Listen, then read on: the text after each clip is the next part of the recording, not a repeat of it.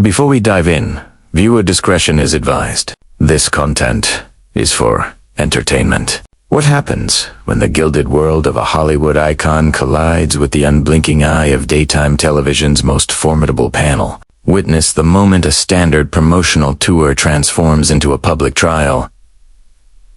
As Blake Lively faces the hosts of The View in a confrontation that ignited a firestorm. From the second she stepped onto the set, the air was thick with an unspoken challenge, but no one could have foreseen the raw, unfiltered verbal battle about to erupt on live television.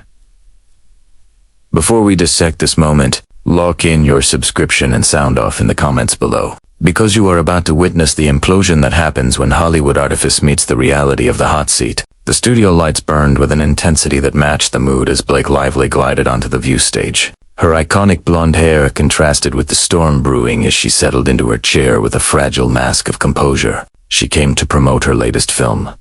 Yet the atmosphere felt less like a celebrity interview and more like the prelude to a cross-examination.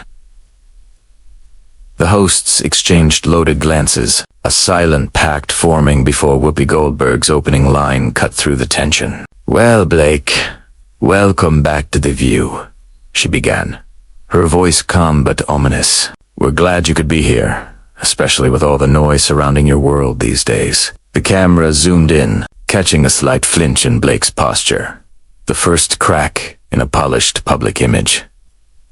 Joy Behar leaned in, her eyes sharp. "Blake, before we get to the movie, I believe our viewers are waiting for you to address the controversies surrounding your recent promotional appearances. A lot of people are talking about your method of handling serious subjects, especially the domestic violence themes central to your film." The question hung in the air. Off camera, Blake's publicist shifted, her expression showing dawning horror as the interview veered off script. Blake's voice, when she finally responded, carried a brittle defensiveness. She said there had been a misinterpretation of her intent, that she wanted to keep things light for audiences seeking escape. Sunny Hosteen cut in with the precision of a prosecutor. "But Blake, when a film's foundation is the trauma of domestic violence, isn't there a responsibility to treat those themes with gravity?" Survivors and advocates have expressed concern over what they perceive as a flippant dismissal of the story's weight. The live audience fell into a deep silence. Blake gripped her chair, knuckles white, her composure fraying as she insisted her approach was anti-dismissive and that she had been professional throughout her tour.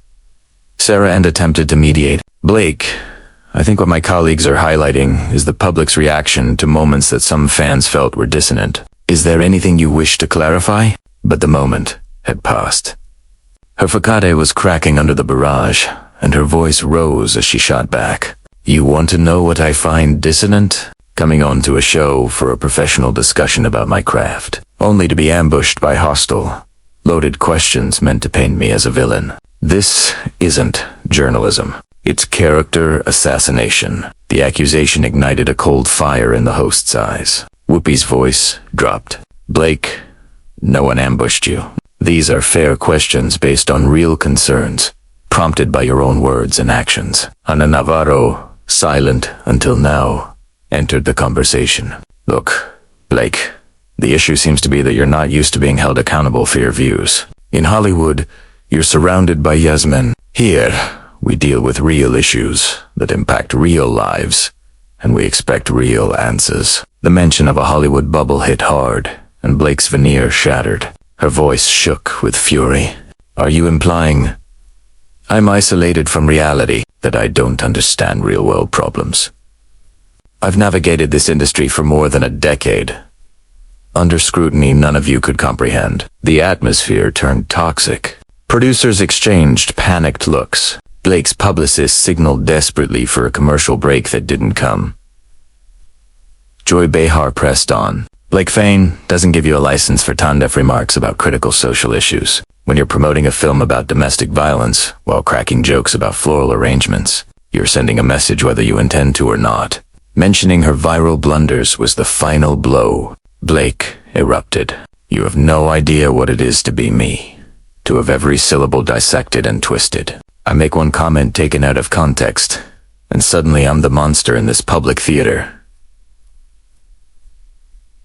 Sunny Hostin stood firm. Blake, this isn't about casting a villain. It's about accountability. With your platform, every word carries power, especially when it touches vulnerable lives. The word accountability detonated something in Blake. She fired back, voice shaking with raw fury. Accountable to whom? Anonymous trolls, twisting my words. Or to talk show hosts who lured me into an ambush for ratings. But the women of The View had navigated the treacherous waters of celebrity meltdowns for decades. They were not moved by the escalating storm of theatrical outrage. The tension on set was a tightrope, a force that hinted at an impending fall. Yet no one could have predicted how rapidly the implosion would unfold. Whoopi Goldberg's voice cut through the charged air with unwavering authority. Years of managing on-air chaos were carried in her calm delivery. Blake, I'm going to stop you right there. No one lured you anywhere. Your own team pitched this segment. We welcomed you.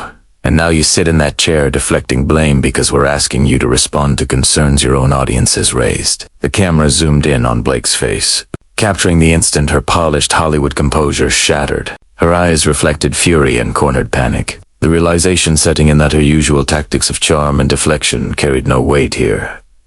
My fans, she scoffed. Are you referring to that microscopic, hypervocal mob that spends its time dissecting my every breath? Those aren't fans. They're professional grievance hunters, and I'm their latest target. Ana Navarro leaned forward, her posture radiating the focus of a seasoned political strategist, closing a gap. Her voice carried firm conviction. Blake, dismissing legitimate criticism as manufactured outrage, is exactly the kind of arrogance that brought you to this moment. When women who've endured domestic violence say your promotional tour trivializes their experience, maybe the issue isn't their perception. The reference to survivors hit Blake like an unseen blow, and her response came instantly, sharp with venom. Do not lecture me on that subject. You have no idea what I've lived through, what has shaped my worldview. Just because I refuse to parade my scars for your entertainment doesn't mean I'm unfamiliar with pain. An icy silence fell. Blake's implication hung in the air, shifting the entire atmosphere. Ajoy Veja sensed an opening and pressed forward with the precision of a prosecutor. Blake, if what you're implying is true, doesn't that make your public behavior even harder to justify? Wouldn't that experience make you more aware of how your words affect other survivors? Blake's hands shook, her voice rising toward hysteria as she tried to regain control of a narrative slipping away. You demand sensitivity, where is yours? Trauma isn't one size fits all. Some of us use humor as a shield, a way to cope instead of monetizing our pain for public approval. Sunny Hostin recognized the pattern instantly, a cornered guest spiraling into diversion. Blake, no one is asking you to perform your trauma, but when your job is to promote a film about it, you have a responsibility to treat the subject with care. Your personal coping mechanisms become a public issue when they're seen as mockery by the people your film claims to represent. The word responsibility triggered an eruption. Blake's voice cracked as she launched her counterattack. Responsibility? You want to lecture me on responsibility? What about your responsibility as journalists to do actual research instead of scrolling through social media hearsay? I'm calling it fact. Sarah N., who had tried to maintain diplomacy, finally dropped her restraint as Blake's attacks became personal. Blake, we did research. We watched the interviews. We read the statements from victim advocacy groups. We saw the pattern that caused this concern. This isn't gossip. These are your documented words. But Blake was beyond reason now, her ego in full combat mode as she prepared her next accusation. Documented? You mean edited clips stripped of context to make me look as awful as possible? A manufactured controversy designed for clicks where none exist. Accusing them of journalistic malpractice landed hard. The host's united response was immediate. Whoopi delivered the blow with commanding finality. Blake, we're showing unedited clips of you saying your own words. No one scripted your jokes. No one forced anything. You said it, and now you're upset. You're being asked about it. The phrase holding you accountable broke the last of Blake's defenses. What came next was pure, uncontrolled anger. Accountable. I'm accountable to my family, my friends, and to real fans who know who I am. I owe nothing to strangers who already decided I'm guilty of something they imagined. And then Navarro's reply was sharp, precise. Blake, when you promote a film about sensitive issues, you're accountable to the public by definition. That's not a trap. That's the cost of influence. The audience murmured as Blake's composure visibly cracked. A trembling voice signaled. She was crossing the point of no return. You know what? I'm done with this setup. I'm done with your fake sympathy and scripted doodrage.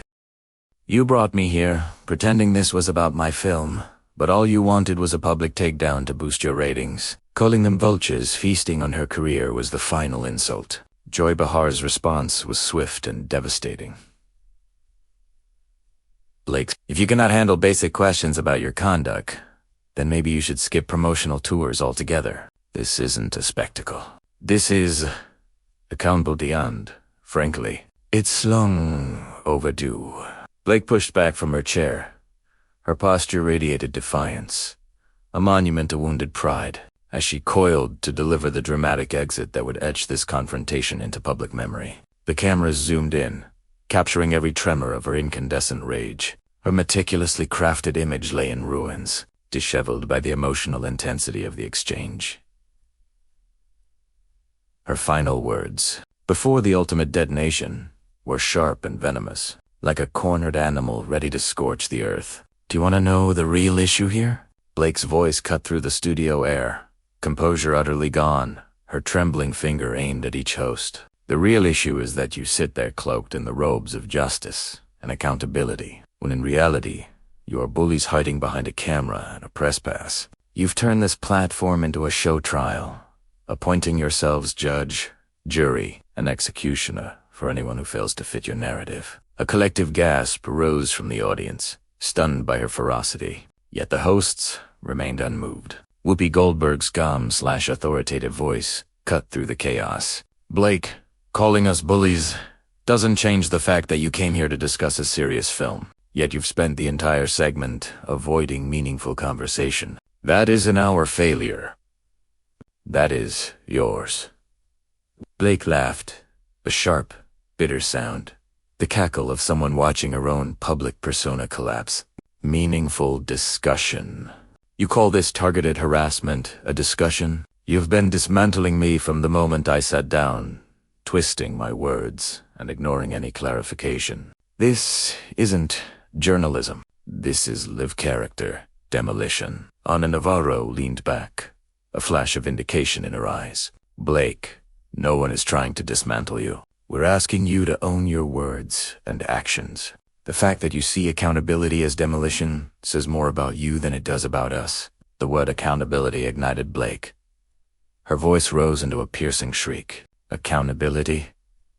You lecture me on accountability? What about your accountability to treat your guests with human dignity? To actually listen instead of preparing for your next volley? To remember that I am a human being, not just a prop for your ideological crusade? Joy Behar's reply was precise, lethal in delivery. Being human doesn't shield you from critique for problematic behavior. We've given you multiple chances to explain yourself and address public concerns. Instead, you chose personal attacks and martyrdom. Blake, lost in the fog of confrontation, shot back. Martyr. I'm the one being martyred. I walked in to discuss my work, and you launched a televised ambush to humiliate me. This is the toxic culture killing civil conversation in this nation. Sonny Huston's legal mind took over, dismantling Blake's defense. Blake, you are not a victim here. You are contributing to it. Your refusal to engage with your film's subject, contempt for valid criticism, and your meltdown are textbook examples of celebrity entitlement. Blake erupted. Entitlement. You think living under constant scrutiny is an entitlement? Having every word dissected by strangers is an entitlement. Being lured onto a show to be publicly flayed is entitlement. Sarah Haynes, who had tried to moderate, finally spoke with authority. Blake, entitlement is having a global platform to promote your art and shape opinion. With that power comes responsibility. Responsibility you've repeatedly ignored. Blake's reply was a raw, primal scream. I owe you nothing. I owe this audience nothing. I owe the internet. Not. I'm an actress, not a social crusader, politician, or public service. My purpose is to create spectacle, not heal wounds or solve society's problems. Whoopi's response landed like a gavel. Blake, if you owe your audience nothing, then you are unworthy of one. If you refuse responsibility for engaging with your own work, perhaps you shouldn't promote it at all. But Blake was already a coiled spring, her body turning toward the stage's edge. Her voice rang out. A final declaration. You know what? You're right. I don't deserve this chair. I don't deserve to be put on trial. And your audience doesn't deserve to witness it. You tear people down for entertainment under the guise of social commentary. As she fumbled with her microphone, Ana Navarro delivered a cutting reply. The only person tearing anything down today is you. You tore down your credibility, your reputation, and any chance of a substantive conversation. Blake's last words were a furious shout over her shoulder as she charged off stage, microphone swinging like a spent weapon. Keep telling your little story. Keep believing you're righteous. But everyone watching knows exactly what you are, a panel of bitter women thriving on tearing down anyone who refuses to bend. A stunned silence fell over the studio as Blake disappeared behind the stage door, leaving only the echo of her insult and the frozen expressions of the hosts. The cameras kept rolling, capturing every second of fallout. Whoopi finally broke the quiet with disappointment and weary acceptance. Well, ladies and gentlemen, that was Blake Lively. When we return, we'll discuss why accountability is essential in this industry, and why some public figures cannot handle basic questions about their work. The program cut to commercial, but the wreckage was already broadcast. Blake had turned a routine promotional spot into a masterclass in self-destruction, leaving a moment that would be dissected and replayed for years.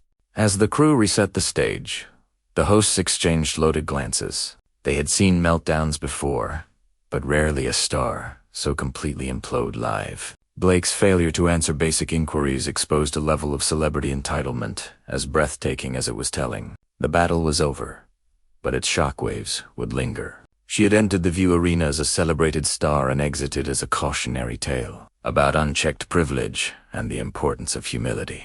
Her dramatic departure left viewers with an unforgettable piece of television history in the fiery collapse of America's sweetheart persona.